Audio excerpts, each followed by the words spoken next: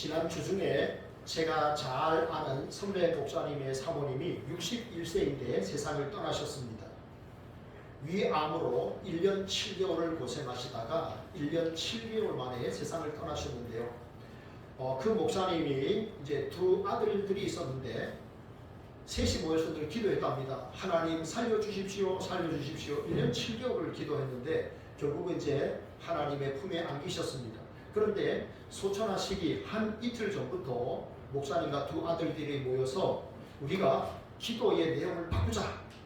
지금까지는 엄마를 살려달라고 우리가 기도했는데 이제는 엄마가 천국에 가시도록 이 영적인 싸움에서 승리하고 엄마가 천국에 가시도록 기도하자. 이제 혼수 상태가 되고 굉장히 힘들어하니까 목사님과 두 아들들이 그렇게 기도했다고 합니다. 그리고 의사가 사망하셨습니다. 판정을 내리고 난 다음에 목사님과 두 아들들이 모여서 엄마의 표정을 봐라. 엄마는 믿음으로 승리하고 하나님의 품에 안겼다. 이렇게 하고 장례를 다 치렀다고 합니다. 오늘 성경은 한 남자가 병에 걸려서 하나님 앞에 살려달라고 기도하는 그 기도의 내용입니다. 이 말씀을 통해서 우리가 믿는 하나님이 어떤 분이신지 우리가 함께 살펴보기를 원합니다. 첫째,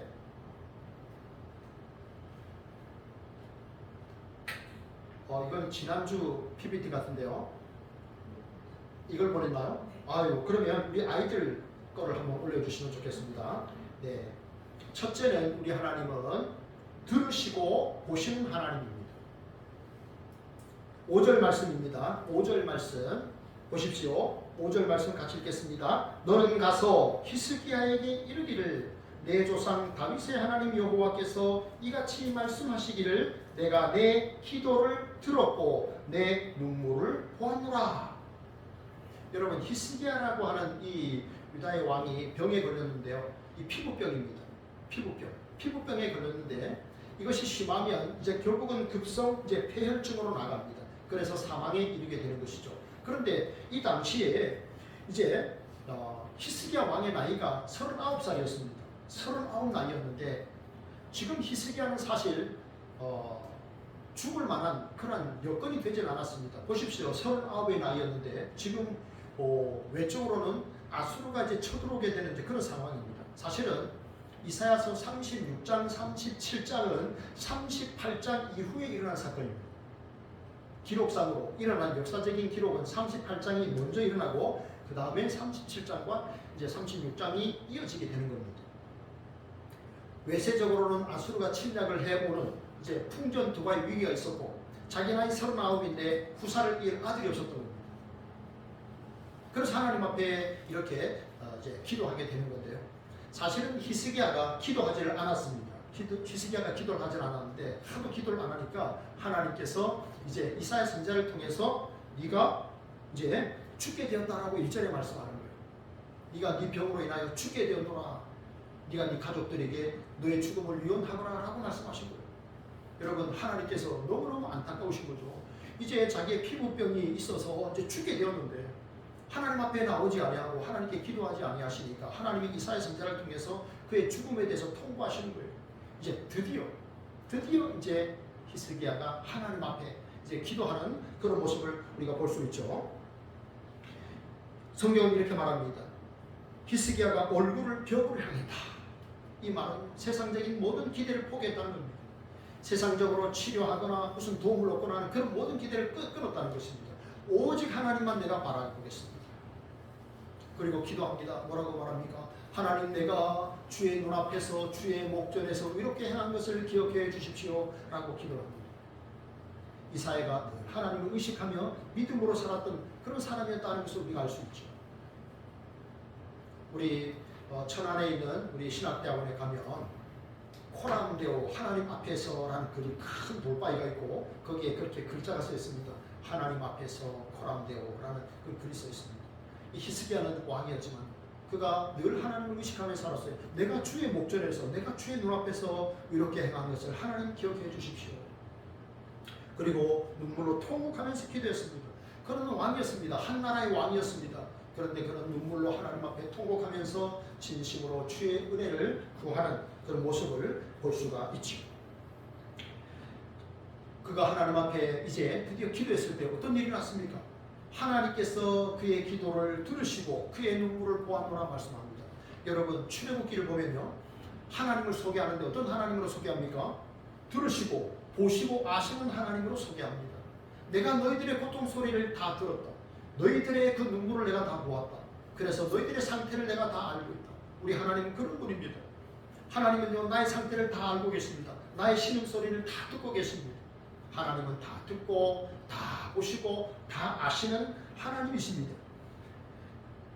에베소서 4장 13절은 이렇게 말씀합니다. 우리가 다 하나님의 아들을 믿는 것과 아는 일에 하나가 되어 온전한 사람을 이루어 그리스도의 장성한 분량이 충만한 데까지 이르리니. 여러분 여기에 보면요, 우리가 하나님을 아는 것과 믿는 것에 하나가 되길 기도하고 있습니다. 여러분 아는 것과 믿는 것은 다릅니다. 세상 사람들 중에는요, 예수님이 하나님의 아들이라고 메시아라고 알고 있는 사람들이 있어요. 그런데 믿지 않습니다. 우리는 하나님이 내가 기도하면 하나님이 들으신다는 것을 아는 분이 있고요, 또 믿는 분이 있습니다. 어떻게 차이가 납니까? 믿으면 행동이 달라집니다. 알게만 하면, 지식적으로 알기만 하면 아, 하나님 그런 분이시지 라고 말합니다. 그런데 그것을 믿으면 내 기도 생활이 달라집니다. 내가 하나님을 대하는 태도가 달라지는 것입니다. 시편 56편 8절에서 다윗은 이렇게 고백합니다. 나의 눈물을 주의 병에 담으소서. 이것이 주의 책에 기록되지 아니하였나이까. 나의 눈물을 주의 병에 담아주십시오. 그 말은 무슨 뜻입니까? 하나님, 내가 이토록 눈물로 하나님 앞에 기도하고 있사오니 하나님의 나의 기도 제목을 들으시고 응답해 주옵소서. 그런 기도를 하고 있습니다. 여러분, 우리가 하나님 앞에 드리는 이 기도는요, 호공에 우리가 메아리처럼 울려 퍼지는 그런 것이 아닙니다. 하나님이 들으십니다. 하나님이 나의 눈물을 하나님이 다 보고 계십니다. 여러분, 아브라함의 아내가 있었습니다. 이 사라라고 하는 아내가 있었는데요, 자녀가 없습니다. 그런데 이제 아브라함이 이렇게 말합니다. 여보, 이제 내 몸에서는 이제 아이가 도무지 태어나지 않으니까 내 여종이 있습니다. 저 애굽 여인 하갈이라는 여인이 있는데 이 여인을 통해서 아들을 낳아주십시오. 그럼 내가 그 아이를 내 자녀로 삼겠습니다. 그랬어요.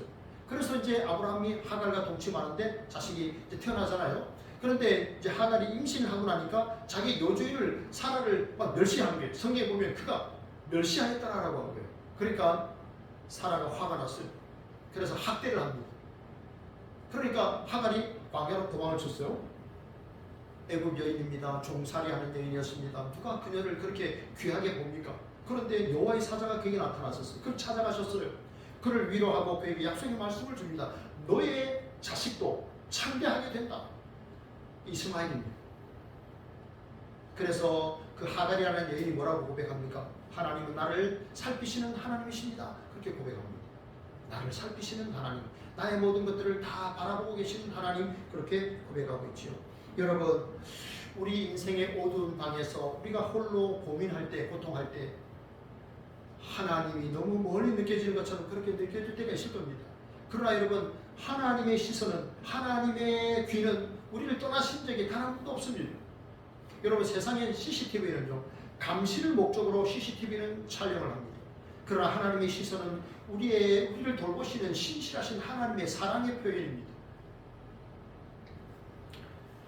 하나님은 사랑하는 자녀를, 너무너무 사랑하는 자녀를 고통을 통해서 은혜의 자리로 부르시기도 합니다. 그 고통의 자리, 거기에 그대로 머물러 계시지 말고, 여러분, 그것이 귀해요. 그것이 소망의 자리가 됨을 믿고 여러분 그 순간에 하나님 앞에 기도하심으로 변화의 역사, 치유의 역사, 생명의 역사, 응답의 역사를 경험하는 우리 성도님들 되기를 축복합니다. 둘째입니다. 우리 하나님은 어떤 하나님이십니까? 둘째, 시작. 더하여 주시는 하나님입니다. 더하여 주시는 하나님. 5절 마지막입니다. 내가 내 수한에 15년을 더하고 15년을 더하고. 여러분, 제가 히스기야 왕의 나이가 39이었다고 했습니다. 39살에 네가 이제 죽게 되었다라고 하니까 하나님 앞에 간절히 기도합니다. 그때 하나님께서 그의 인생의 날수를 15년을 연장시켜 주십니다. 그래서 54살까지 그가 살도록 이렇게 은혜를 베풀어 주셨죠. 자, 여러분, 그러면 제가 여러분에게 묻습니다. 하나님이 어떤 뜻을 정하셨어요. 그러면 그 뜻을 절대로 바꾸지 않으실까요? 하나님이 어떤 뜻을 정하셨어요.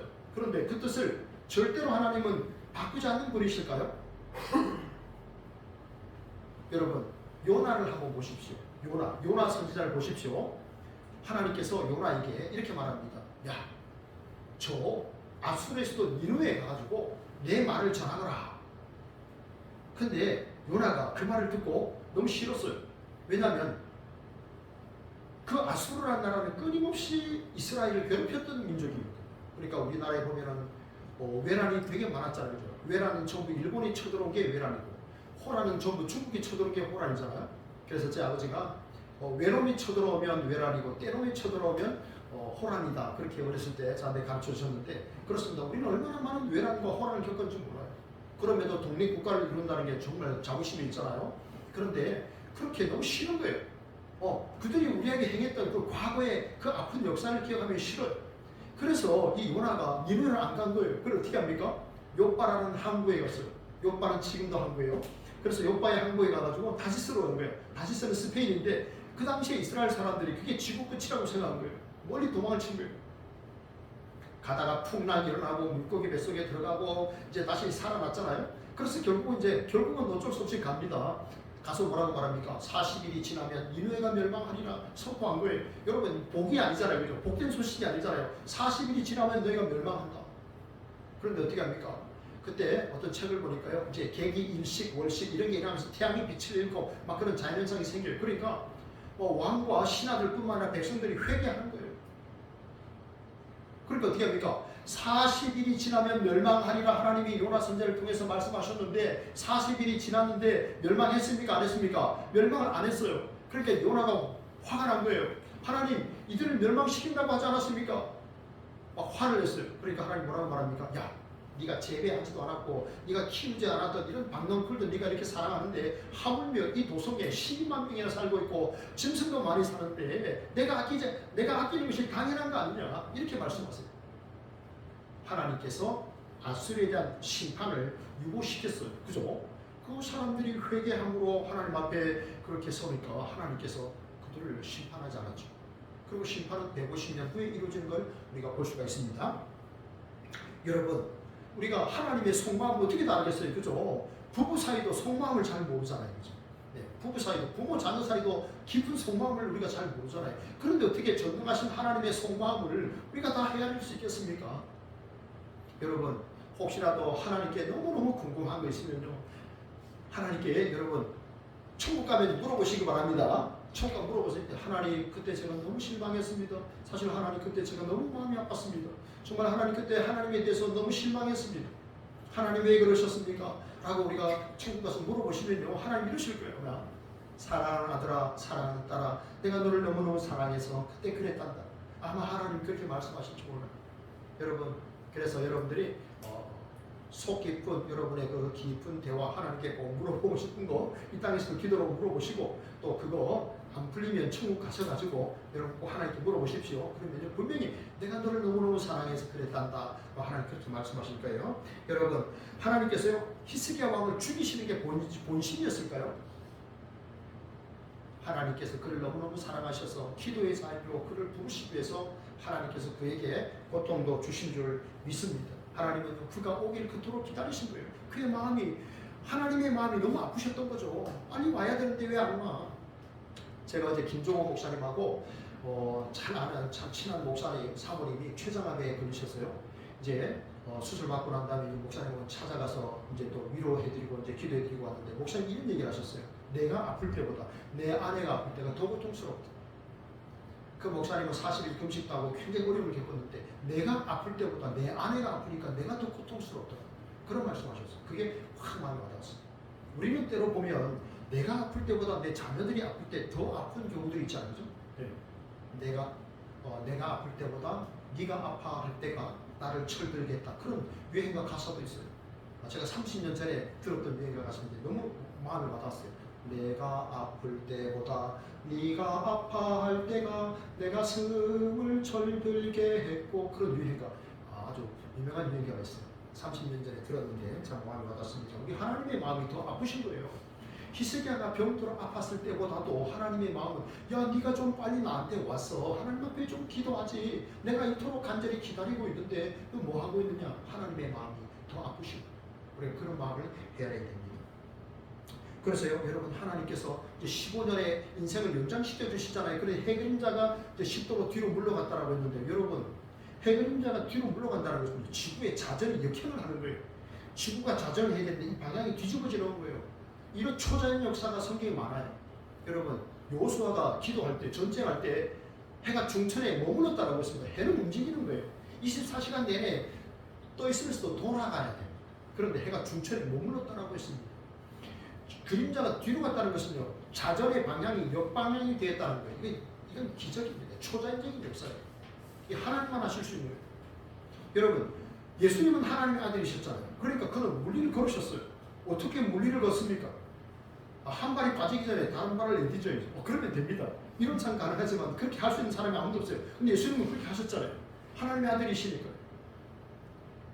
예수님은 죽은 지 나흘이나 되는 그 나사로의 무덤 앞에서 나사로에 나오너라. 그러니까 요한복음 11장에 보면 나사로가 걸어서 나왔어요. 요한복음 11장. 그래서 나사로가 벌떡 일어났잖아요. 그 두 발을 걸었잖아요. 그렇게 외우시는 편이에요. 나사로에 나오너라. 그러니까 벌떡 일어났어. 그게 나오잖아요. 이거 하나님만이 하실 수 있는 기적이에요. 그래서 그 기적들의 표시로 그 해그림자를 이렇게 뒤로 물려주신 것을 볼 수가 있습니다. 이렇게 말씀하시는 것은 하나님께서 우리의 인생의 날수를 늘려주기도 하시고 좁히기도 하신다는 거예요. 아까 제가 그랬죠. 어느 선배 목사님의 사모님이 61세인데 만약 하나님 15년만 더 살려주셨더라면 어땠을까 하는 생각 사실 제가 잠깐 했습니다. 그러나 우리 인생의 연수를 늘려주기도 하시고 또 좁히기도 하시는 분은 하나님이십니다. 그리고 그분이 하시는 일은 다 잘된 일인 줄 저와 여러분이 믿기를 바랍니다. 솔로몬이 1,000번째를 드렸습니다. 그 밤에 여러분 하나님이 꿈에 나타나셔서 말씀하시죠. 내가 너에게 무엇을 줄까? 솔로몬이 뭘 구했죠? 하나님 나에게 듣는 마음을 주십시오. 영어로 discerning heart예요. 분별력이에요.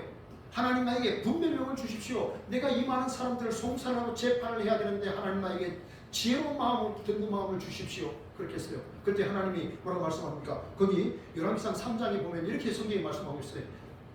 다윗의 말씀이 여호와의 마음에 들었더라. 그렇게 말했는데 그게 하나님의 마음에 들은 거예요. 그래서 어떻게 합니까? 너는 어떻게 대적이 빨리 멸망되고 그런 것도 안 구하고 너가 부귀영화를 얻기를 네가 구하지도 않고 그랬구나.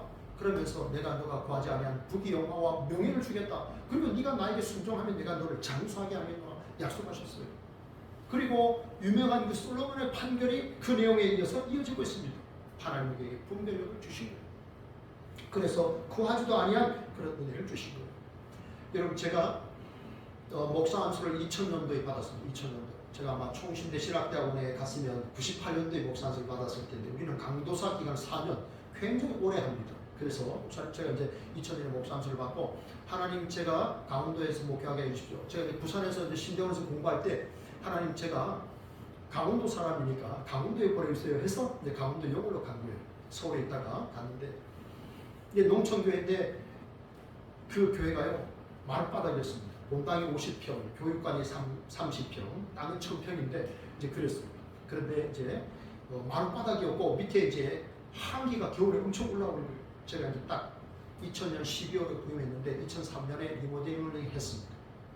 장로님 두 분이 계셨는데 제가 당회를 하면서 장로님 우리 교회 당 우리 좀 수리합시다. 그래가지고 이제 당에서 결정을 하고 이제 작정을 했는데 이제 700만 원 성도들이 이제 그때 2000년도에 작정을 했어요. 2003년. 그리고 이제 공사를 시작하려고 했어요. 그런데 이제 그 소식을 듣고 이제 아버지 친구 목사님하고 그 당시에 노 회장님이 오셔가지고 이제 100만 원 헌금을 하시고 가셨어요. 가시면서 뭐라고 했냐면 목사님 사모님 기도하세요 그랬어요. 기도하면 하나님이 은혜 주십니다 그랬어요. 이제 기도하고 있는데 어떤 일이 있었냐면요. 그 당시에 이제 그 초등학교가 있었는데 마차 초등학교라고 한 70년 80년 된 오래된 학교예요. 그때 이제 총동문회를 한 거예요. 총동문회 하고 이제 체육대회를 주의하는 거예요. 근데 어떤 성도님이 오신 거예요. 그리고 이제 제가 광고를 했어요. 우리 교회가 이런 상황이고 그래서 이 마룻바닥이 너무 추워서 리모델링을 하려고 합니다. 여러분 기도해 주십시오. 라고 이제 광고를 했어요. 그리고 이제 헌금 시간이 됐는데 이제 쪽지가 올라왔어요. 요만한 종이에 쪽지가 올라왔어요. 목사님, 본당 리모델링을 위해서 1,000만 원 작정 헌금합니다. 이렇게 1,000만 원을 하나님한테 드리겠다고 강춘하 집사라고 해서 이렇게 했어요. 그리고 그분은 매월 100만 원씩 10개월 보냈어요. 그래서 1,000만 원 헌금을 하셨어요. 이분은 서울 동대문에서 옷가게를 하시는 분이었는데 주일학교 2년을 다녔답니다. 초등학교 때 2년을 다녔대요. 그런데 이제 생각이 나서 교회로 오신 거예요. 그런데 제 광고를 듣고 하나님 앞에 헌신하신 거예요. 그리고 노회가 농촌부에서 이렇게 리모델링을 한다고 하더라. 그래가지고 결국 700만 원 공사가 2,400만 원 공사가 된 거예요. 공사를 다 마치고 면장님이 지나가다 저를 보고 이제 교회를 들어오셨는데 저는 이렇게 얘기했어요. 목사님, 이 교회는 겉과 속이 너무 다릅니다. 겉과 속이 다른 교회라고. 겉에는 70년이 됐으니까 오래된 교회인데 안에 들어보니까 깜짝 놀랐어요. 면장님. 여러분, 하나님은요, 우리가 기도하는 것보다 더하여 주시는 좋으신 하나님인 줄 여러분 믿으시기 바랍니다.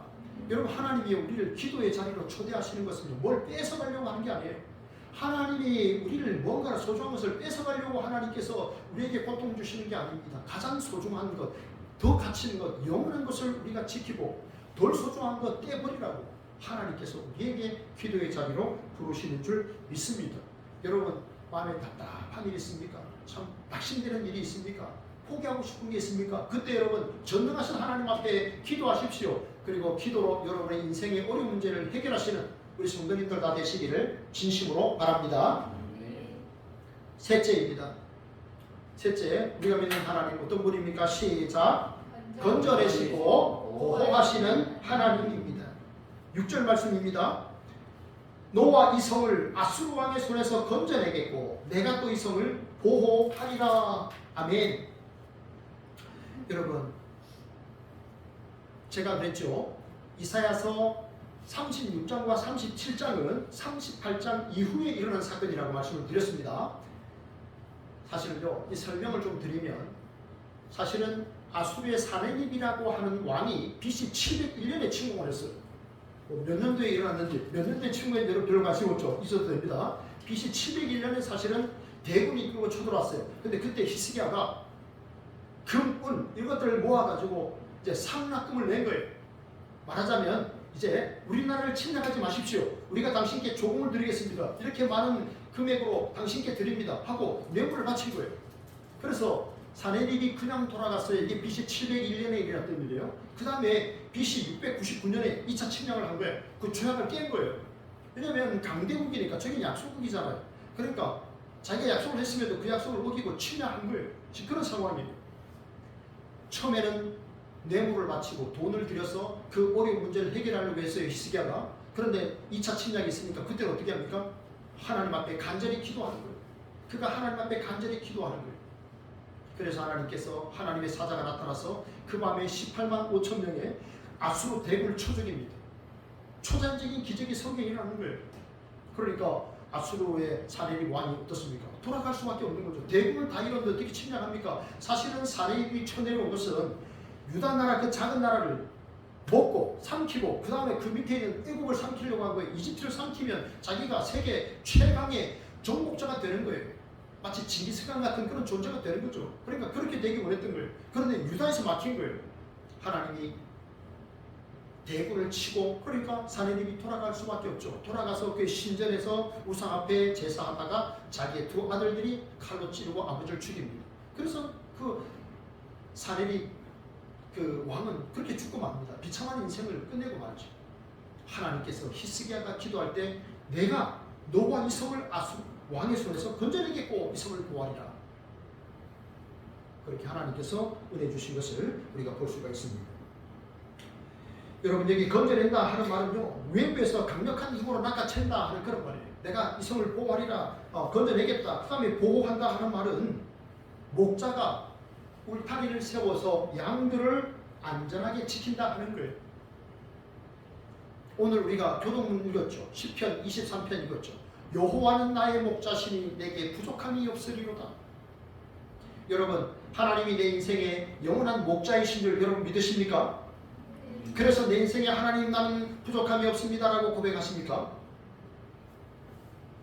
여러분 우리 한번 고백해 봅시다. 믿음의 고백을 합시다. 여호와는 나의 목자시니 내게 부족함이 없으리로다. 여호와는 나의 목자시니 내게 부족함이 없으리로다. 여러분 표정을 보니까 두 분이 아니요 하나 목사님 저는 부족함이 있는데요 한 두 분이 살짝 그런 마음이 있는데 고백하시면서 여호와는 나의 목자시니 내게 부족함이 없습니다. 그렇게 고백할 수 있기를 축복합니다. 양은 있잖아요. 세 가지 경우에는 절대로 눕지를 못한다 그래요. 위협을 느낄 때, 그리고 자기 몸이 아플 때, 그리고 배가 고플 때 양은 절대 눕지 않다고 합니다. 여호와는 나의 목자시니 내게 부족함이 없으리로다. 다윗은 그런 고백을 했습니다.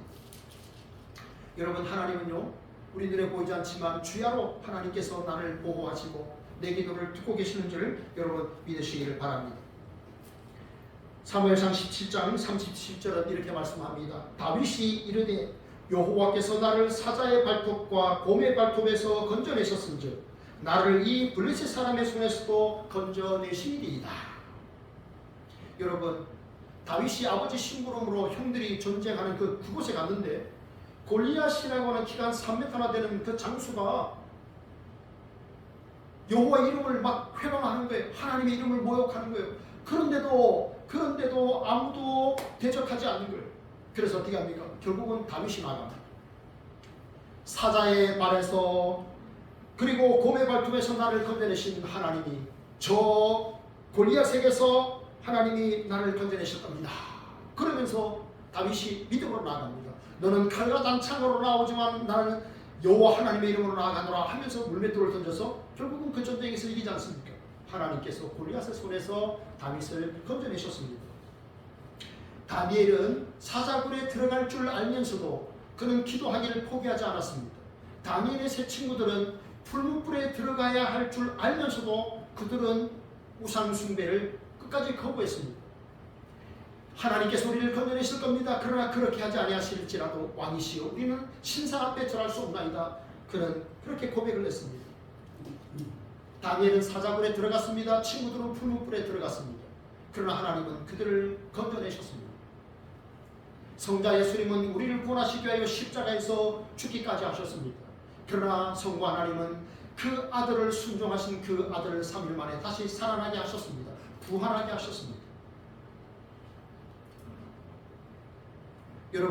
여러분이 아시다시피 우리 예수소망교회는 고신교단 교회로 개척을 했고 저는 고신교단 목회자로 이렇게 30년이 넘도록 이제 목회를 하고 있습니다. 그런데요, 저는 참 좋아하는 이렇게 설교자가 하나 있는데 한 분 있는데 통합 측에 서울에 가면 영락교회라고 하는 이제 그런 그 교회의 목사님 설교를 이제 자주 듣습니다. 참 꾸준하게 듣고 있는데요. 그 목사님이 이런 이야기를 하셨어요. 자기가 이제 신학대학원에 다니면서 영락교회에 이렇게 고등부 교사를 할 때였답니다. 고등부 교사를 할 때인데 그때에 이제 고등부 교사를 같이 하셨던 한 장로님이 계셨답니다. 이제 김기환이라고 하는 장로님인데 이분은 이제 경상북도 이제 상주가 고향이신데 그 농촌에서 어떻게 혼자 예수님을 믿었답니다. 그러면서 중학교 때부터 새벽 기도를 다녔답니다.